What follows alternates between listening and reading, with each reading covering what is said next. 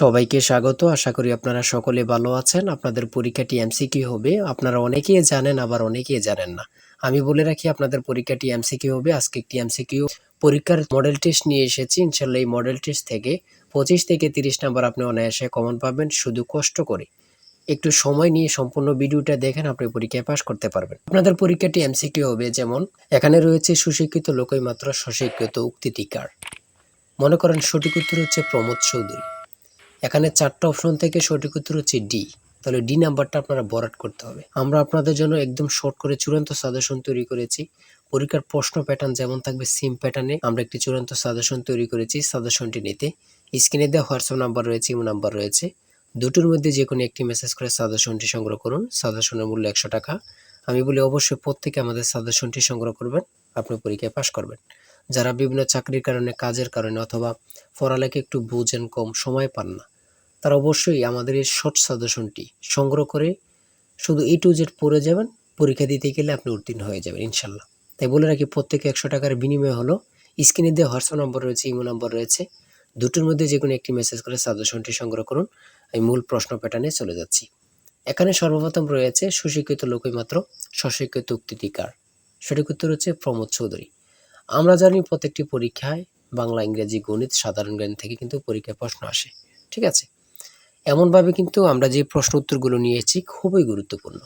হ্যাঁ, যেমন 3 নম্বরে রয়েছে উপযুক্ত শব্দটির অর্থ কী। সঠিক উত্তর হচ্ছে উপরের উল্লেখিত।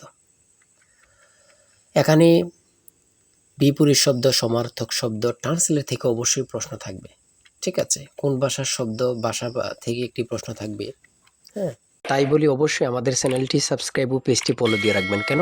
পরীক্ষার নোটিশ, পরীক্ষার রেজাল্ট, পরীক্ষার প্রশ্ন সমাধান, যাবতীয় সকল তথ্য সবার আগে আমরা ভিডিও আপলোড দিয়ে রাখি। আপনি যদি চ্যানেলটি সাবস্ক্রাইব, পেজটি ফলো দিয়ে রাখেন, সবার আগে চলে যাবে আপনার কাছে নোটিফিকেশন।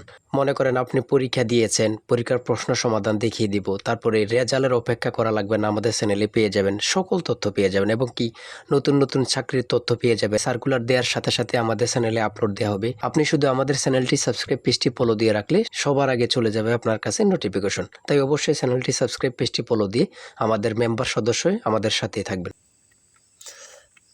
তারপরে রয়েছে অপরিণত অর্থে কাঁচা শব্দের ব্যবহার কোনটি। কাঁচা বয়স। মাথা দেওয়া শব্দটির অর্থ কী? দায়িত্ব গ্রহণ।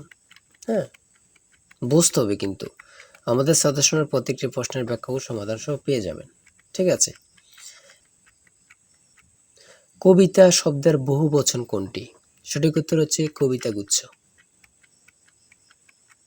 সন্ধি বিচ্ছেদ থেকে অবশ্যই একটি প্রশ্ন থাকবেই। ঠিক আছে, অবশ্যই একটি প্রশ্ন থাকবে। শুদ্ধ বানান থেকে অবশ্যই থাকবে।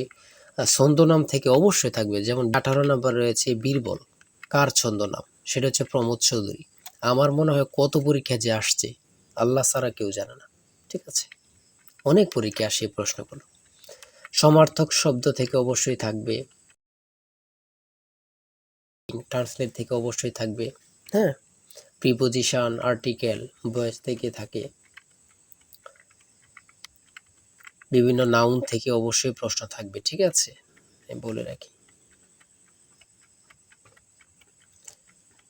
যারা যারা পরীক্ষা দিবেন প্রত্যেকে আমাদের সাজেশনটি সংগ্রহ করবেন। সিনোনিম অথবা অ্যান্টোনিম থেকে অবশ্যই প্রশ্ন থাকবে। হ্যাঁ, সিনোনিম অথবা অ্যান্টোনিম থেকে প্রশ্ন থাকবেই 100% শিওর, এটা ধরে নিতে পারেন। প্রিপোজিশন থেকে অবশ্যই প্রশ্ন থাকবে।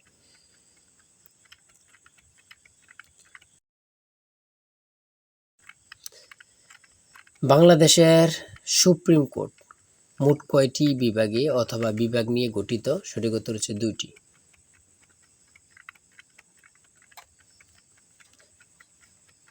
ম্যানগ্রোভ বন কি? সেটা হচ্ছে উপকূলীয় বন। খুবই গুরুত্বপূর্ণ। বাংলাদেশকে স্বীকৃতি দানকারী প্রথম আরব দেশ কোনটি? খুবই গুরুত্বপূর্ণ, ইরাক। আয়তনে বাংলাদেশের বড় জেলা কোনটি? খুবই গুরুত্বপূর্ণ, রাঙ্গামাটি। ঢাকা কত সালে সুবা বাংলার রাজধানী হয়? সঠিক উত্তর হচ্ছে 1610 সালে।